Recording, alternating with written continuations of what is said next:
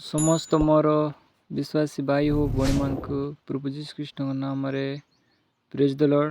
ଆଜିର ବାକ୍ୟ ମାଥ୍ୟୁ 5:1 ଲୋକମାନଙ୍କୁ ଦେଖି ଯୀଶୁ ପାହାଡ଼ ଉପରକୁ ଚଢ଼ିଲେ। ପୁଣି ବସିବା ପରେ ତାଙ୍କ ଶିଷ୍ୟମାନେ ତାଙ୍କ ପାଖକୁ ଆସିଲେ। ସେଥିରେ ସେ ମୁକ ପିଟାଇ ସେମାନଙ୍କୁ ଶିକ୍ଷା ଦେଇ କହିବାକୁ ଲାଗିଲେ, ଆତ୍ମାରେ ଦୀନହୀନ ଲୋକେ ଧନ୍ୟ, କାରଣ ସ୍ୱର୍ଗ ରାଜ୍ୟ ସେମାନଙ୍କର। ଶୋକାର୍ତ୍ତ ଲୋକେ ଧନ୍ୟ, କାରଣ ସେମାନେ ସାନ୍ତ୍ୱନା ପ୍ରାପ୍ତ ହେବେ। ନମ୍ର ଲୋକେ ଧନ୍ୟ, କାରଣ ସେମାନେ ପୃଥିବୀର ଅଧିକାରୀ ହେବେ। ଧାର୍ମିକତା ନିମନ୍ତେ କ୍ରୋଧିତ ଓ ଦୂଷିତ ଲୋକେ ଧନ୍ୟ, କାରଣ ସେମାନେ ପରିତୃପ୍ତ ହେବେ। ଦୟାଳୁ ଲୋକେ ଧନ୍ୟ, କାରଣ ସେମାନେ ଦୟା ପ୍ରାପ୍ତ ହେବେ। ସୁଧୋଷିତ ଲୋକେ ଧନ୍ୟ, କାରଣ ସେମାନେ ଈଶ୍ୱରଙ୍କ ଦର୍ଶନ ପାଇବେ। ଶାନ୍ତିକାରକ ଲୋକେ ଧନ୍ୟ, କାରଣ ସେମାନେ ଈଶ୍ୱରଙ୍କ ସନ୍ତାନ ଭାବରେ ପରିଚିତ ହେବେ। ଧାର୍ମିକତା ନିମନ୍ତେ ତାଡ଼ନା ପ୍ରାପ୍ତ ଲୋକେ ଧନ୍ୟ, କାରଣ ସ୍ୱର୍ଗ ରାଜ୍ୟ ସେମାନଙ୍କର। ଲୋକମାନେ ଯେବେ ତୁମମାନଙ୍କୁ ମୋ ସକାଶେ ନିନ୍ଦା ଓ ତାଡ଼ନା କରନ୍ତି, ପୁଣି ମିଥ୍ୟାରେ ତୁମମାନଙ୍କ ବିରୋଧରେ ସମସ୍ତ ପ୍ରକାର ମନ୍ଦ କଥା କୁହନ୍ତି, ତେବେ ତୁମେମାନେ ଧନ୍ୟ। ଆନନ୍ଦ କର ଓ ଉଲ୍ଲସିତ ହୁଅ, କାରଣ ସ୍ୱର୍ଗରାଜ୍ୟ ତୁମମାନଙ୍କ ପୁରସ୍କାର ପ୍ରଚୁର। ସେପରି ତ ସେମାନେ ତୁମମାନଙ୍କ ପୂର୍ବରୁ ଆସିଥିବା ଭାବବାଦୀମାନଙ୍କୁ ତାଡ଼ନା କରିଥିଲେ। ତୁମେମାନେ ପୃଥିବୀର ଲବଣ, କିନ୍ତୁ ଲବଣ ଯଦି ସ୍ୱାଦ ବିହୀନ ତେବେ ତାହା କାହିଁରେ ଲବଣାକ୍ତ ହେବ? ତାହା ଆଉ କୌଣସି କାର୍ଯ୍ୟଯୋଗ୍ୟ ନୁହେଁ, କେବଳ ବାହାରେ ପକାଯାଇ ଲୋକମାନଙ୍କ ପାଦ ତଳେ ଦୂଷିତ ହେବାର ଯୋଗ୍ୟ। ତୁମେମାନେ ଜଗତର ଯେତି ପର୍ବତ ଉପରେ ସ୍ଥାପିତ ନଗର ଗୁପ୍ତ ହୋଇ ରହି ନ ପାରେ, କିମ୍ବା ଲୋକମାନେ ଦୀପ ଜାଳି ମାଣ ତଳେ ରଖନ୍ତି ନାହିଁ, ମାତ୍ର ଦୀପରୁକା ଉପରେ ରଖନ୍ତି, ସେଥିରେ ତାହା ଗୃହରେ ଥିବା ସମସ୍ତ ଲୋକଙ୍କୁ ଆଲୋକ ଦିଏ। ସେହି ପ୍ରକାରେ ତୁମମାନଙ୍କ ଆଲୋକ ଲୋକଙ୍କର ସାକ୍ଷାତରେ ପ୍ରକାଶ ପାଉ, ଯେପରି ସେମାନେ ତୁମମାନଙ୍କ ସତ୍କର୍ମ ଦେଖି ତୁମମାନଙ୍କ ସ୍ୱର୍ଗସ୍ଥ ପିତାଙ୍କ ମହିମା କୀର୍ତ୍ତନ କରିବେ।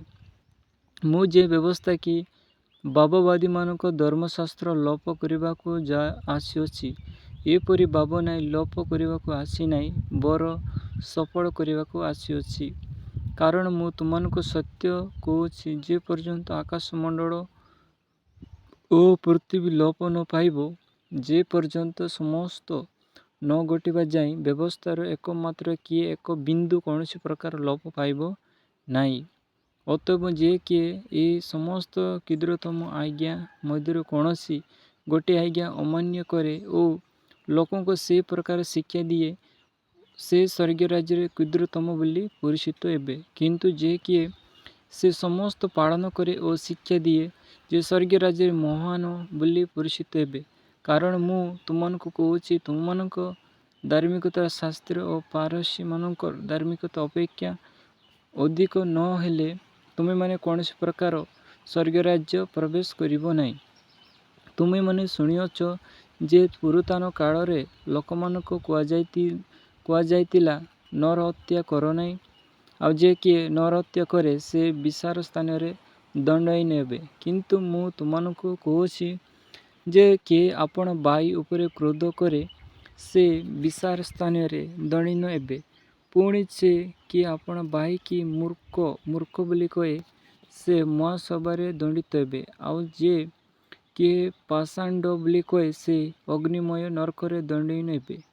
ଅତଏବ ଯଦି ବେଦୀ ନିକଟକୁ ତୁମେ ନିଜର ନୈବେଦ୍ୟ ଆଣିଥିବା ସମୟରେ ତୁମ ବିରୋଧରେ ତୁମ ଭାଇର କୌଣସି କଥା ହେଉଛି ବୋଲି ସେଠାରେ ତୁମର ମନେ ପଡ଼େ, ତାହାହେଲେ ସେ ସ୍ଥାନରେ ବେଦୀ ସମ୍ମୁଖରେ ତୁମର ନୈବେଦ୍ୟ ଥୋଇଦେଇ ଚାଲିଯାଅ।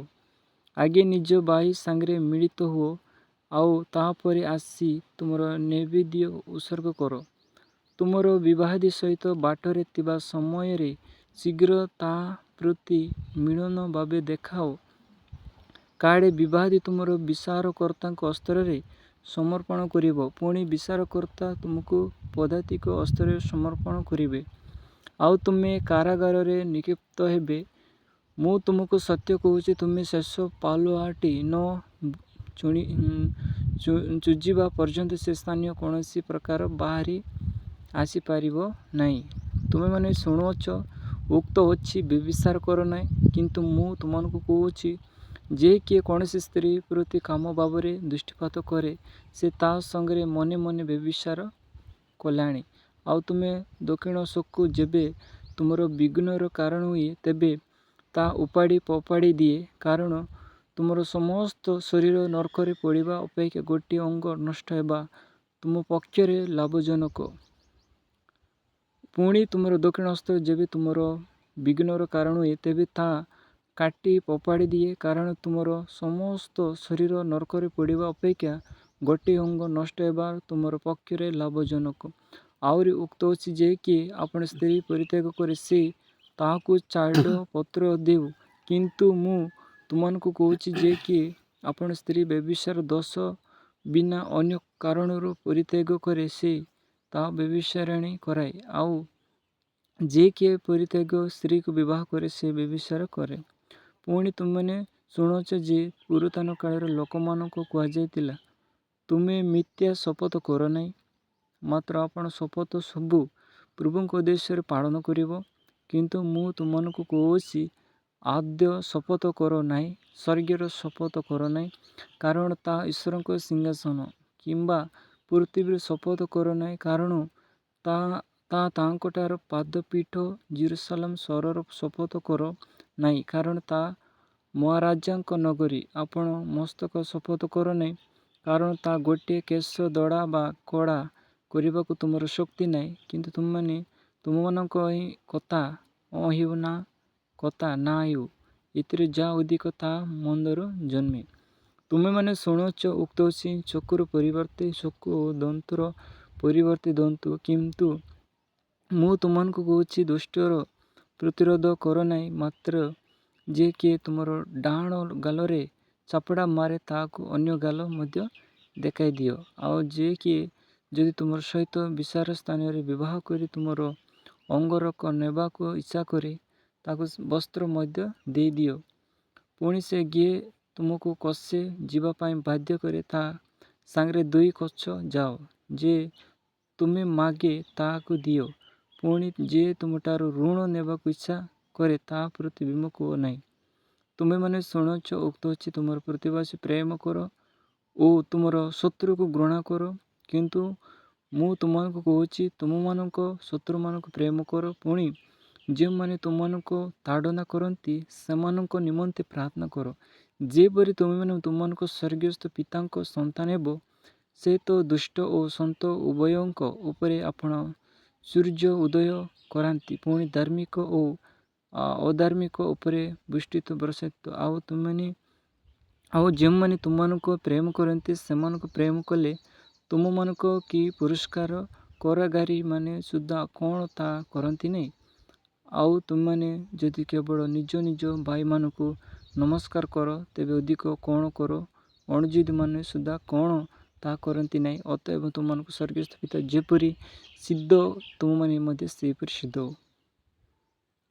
ଆମେନ୍।